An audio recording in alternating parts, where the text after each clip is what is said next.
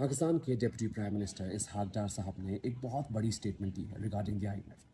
Saturday को UK के अंदर उन्होंने ये स्टेटमेंट दी कि जब वो फाइनेंस मिनिस्टर थे पिछली गवर्नमेंट के अंदर,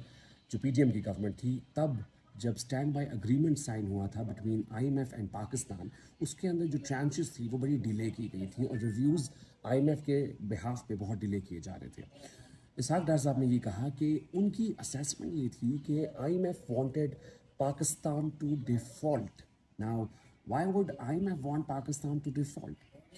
फिर उसके बाद अगर हम पीछे जाएं तो 2022 के अंदर जब फाइनेंस मिनिस्टर ही थे इसहाक डार साहब, आपको याद होगा कि मूडीज़ ने पाकिस्तान की रेटिंग डाउनग्रेड की थी, जिसके बाद इसहाक डार साहब ने बहुत शदीद रद्द अमल दिखाया था और उन्होंने कहा था कि I will give a befitting response to the rating agency. फिर बाद में 2023 के अंदर जब उनसे सवाल पूछा गया नेशनल असम्बली के फ्लोर के ऊपर कि IMF की डील डिले क्यों है, तो उन्होंने कहा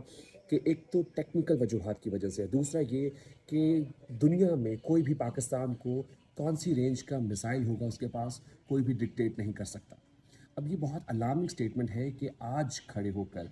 पाकिस्तान के डिप्टी प्राइम मिनिस्टर, जो तब के फाइनेंस मिनिस्टर थे, वो ये कह रहे हैं कि IMF wants Pakistan to default. अब याद रहे कि पिछले जो रिव्यूज़ चल रहा है पाकिस्तान का, जो तकरीबन $7 बिलियन का अग्रीमेंट साइन होने वाला है बिटवीन पाकिस्तान IMF जो है उसकी जो ऑफिशियल मीटिंग है, जो बोर्ड की मीटिंग है, उसके अंदर पूरे सितंबर के अंदर अभी तक जो अपडेट आई है उसके अंदर पाकिस्तान एजेंडे में शामिल नहीं है। अब इसको अगर इस तनाज़ुर में देखा जाए कि पाकिस्तान के जो डिप्टी प्राइम मिनिस्टर हैं वो कह रहे हैं कि पहले भी IMF wanted Pakistan to default,